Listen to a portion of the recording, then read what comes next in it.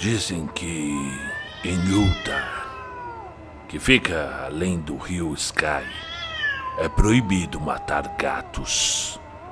E parece-me fácil acreditar nisso enquanto observo o espécime que ronrona em frente à lareira. O gato é um animal críptico e afeito a coisas estranhas, invisíveis ao homem. É a alma do antigo Egito e o guardião de histórias vindas de cidades esquecidas em Meroe e Ofir. É parente dos senhores da floresta e herdeiro dos segredos da África antiga e sinistra. A esfinge é sua prima e os gatos falam a língua dela. Mas eles ainda são mais antigos do que a esfinge e lembram do que ela se esqueceu.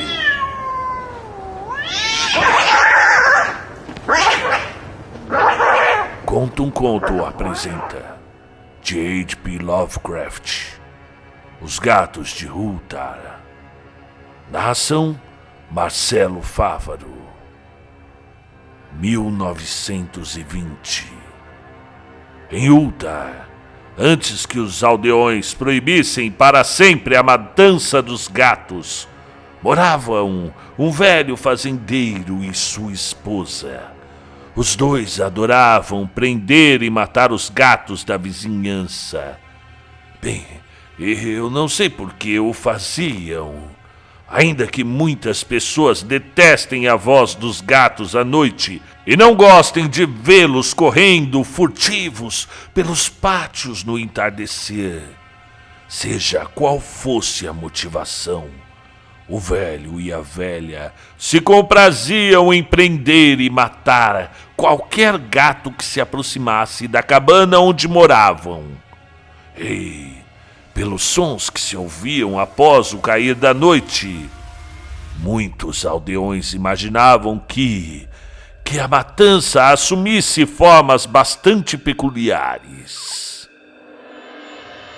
Mas os aldeões não discutiam essas coisas com o velho e sua esposa, por causa da expressão no rosto encarquilhado de ambos, e também porque a cabana era muito pequena e ficava muito bem escondida sob a opulência dos carvalhos atrás de um pátio abandonado. Na verdade, por mais que os donos dos gatos odiassem o estranho casal, o medo que sentiam era ainda maior. E em vez de tratá-los como assassinos frios, apenas cuidavam para que nenhum animal de estimação fosse parar na remota cabana sobre as árvores lúgubres. Se, por obra de algum descuido inevitável, um gato desaparecia e à noite ouviam-se sons estranhos, só restava ao dono lamentar-se ou consolar-se, agradecendo ao destino que não fora um de seus filhos a desaparecer assim. Pois as pessoas de Ulthar eram humildes e não sabiam de onde todos os gatos vieram no princípio das coisas. Um dia, uma caravana de andarilhos do sul chegou às estreitas ruas de Ulthar. Eram andarilhos de tez escura, diferentes de outros viajantes que passavam pela aldeia 2 vezes por ano. No mercado, eles leram a sorte em troca de prata e compraram miçangas coloridas dos mercantes. Ninguém sabia de onde tinham vindo. Mas logo se notou que os andarilhos eram dados a rezar orações estranhas e que, na lateral de seus vagões, haviam pintado estranhas figuras com corpos humanos e cabeças de gatos, águias, carneiros e leões. E o líder da caravana usava um adorno de cabeça com 2 chifres e um curioso disco entre eles. Na singular caravana havia um garotinho órfão de pai e mãe, que não tinha ninguém no mundo além de um minúsculo gatinho preto. A peste havia sido implacável com ele, mas no fim deixara essa pequena criatura felpuda para mitigar-lhe o sofrimento. E para uma criança, as travessuras de um gatinho preto podem ser um grande consolo. E então o garoto, que os andarilhos de tez escura chamavam de Menes, ria mais do que chorava ao brincar com o gracioso animalzinho nos degraus de um vagão com as estranhas figuras. Na terceira manhã, após a chegada dos andarilhos em Hultar, Menes não encontrou o gatinho, e enquanto chorava inconsolável no mercado, os aldeões contaram-lhe sobre o velho e sua esposa, e também sobre os sons que se ouviam à noite. E quando Menes ouviu as histórias, ele interrompeu o choro e entregou-se à meditação, e logo às preces.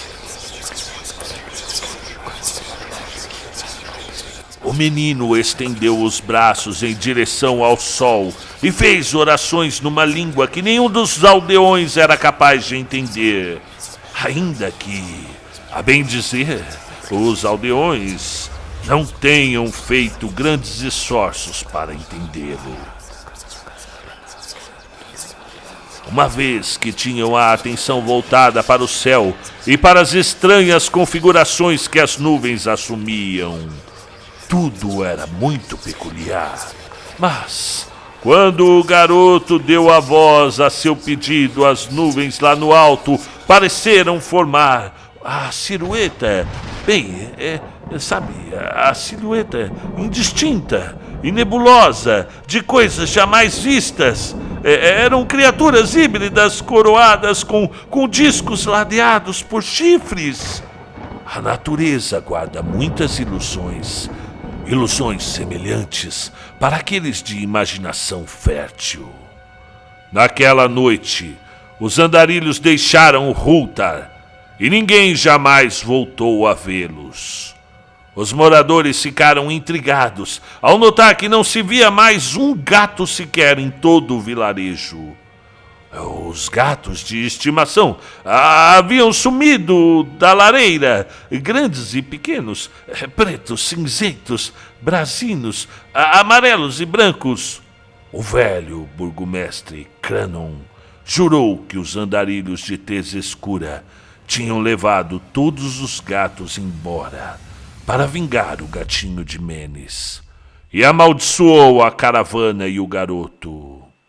Mas Nietzsche, o esguio notário, declarou que o velho fazendeiro e a sua esposa eram suspeitos mais prováveis, pois o ódio que tinham aos gatos era notório e cada vez mais ousado. Mesmo assim, ninguém ousou falar com o sinistro casal, nem quando o pequeno Atal, filho do estalajadeiro, jurou ter visto todos os gatos de Hultar no pátio amaldiçoado sobre as árvores, em uma ronda vagarosa e solene em torno da cabana, 2 a 2, como se estivessem celebrando algum rito animal desconhecido. Os aldeões não sabiam se deviam acreditar em um garoto tão pequeno e, ao mesmo tempo, temendo que o maldoso casal houvesse encantado os gatos para depois matá-los. Acharam melhor não fazer críticas ao velho fazendeiro até que o encontrassem longe do escuro e odioso pátio. Então, Hultar foi dormir com raiva contida, mas quando as pessoas acordaram ao raiar do dia, eis que cada gato havia tornado ao lar. Grandes e pequenos, pretos, cinzentos, brasinos, amarelos e brancos, nenhum estava faltando. Os gatos pareciam todos gordos e bem cuidados, e ronronavam de satisfação. Os habitantes começaram a comentar o incidente, um tanto surpresos. O velho Cranon voltou a acusar os andarilhos, uma vez que os gatos jamais saíam com vida da cabana onde o velho fazendeiro morava com a esposa. Mas todos estavam de acordo em um ponto: a recusa dos gatos em comer porções de carne ou em tomar o leite da tigela era um tanto inusitada.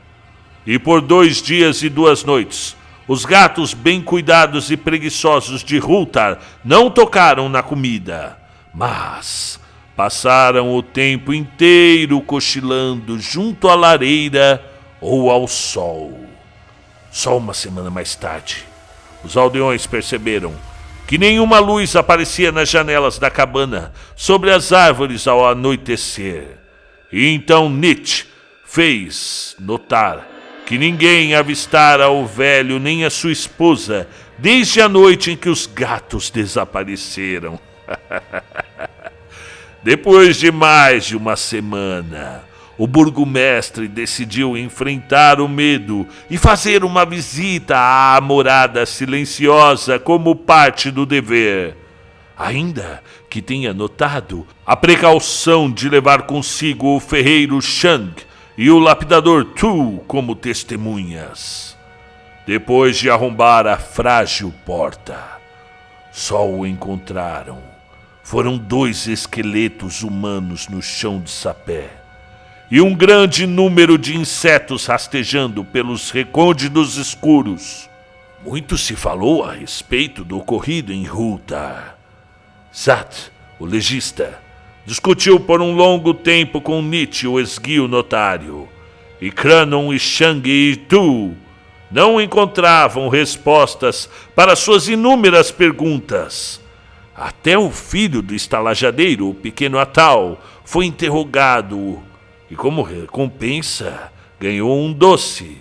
As pessoas falavam sobre o velho fazendeiro e sua esposa, sobre a caravana dos andarilhos, sobre o pequeno Menes e seu gatinho, sobre a oração de Menes e as transformações no céu durante a oração, sobre o comportamento dos gatos na noite em que a caravana foi embora, e sobre a descoberta na cabana, sobre as árvores lúgubres no odioso pátio.